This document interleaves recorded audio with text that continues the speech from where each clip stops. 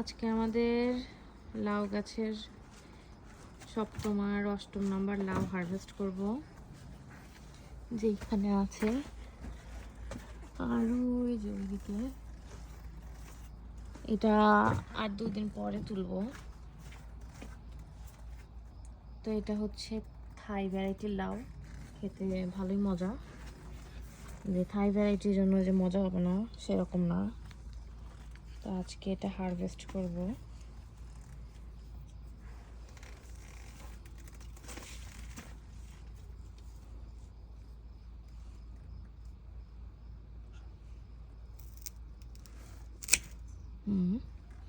এই যে এরপর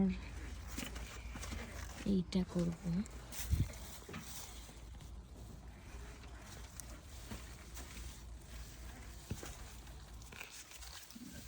এমন জায়গায় যে ধরাও কঠিন, ঢোকাও কঠিন। এই যে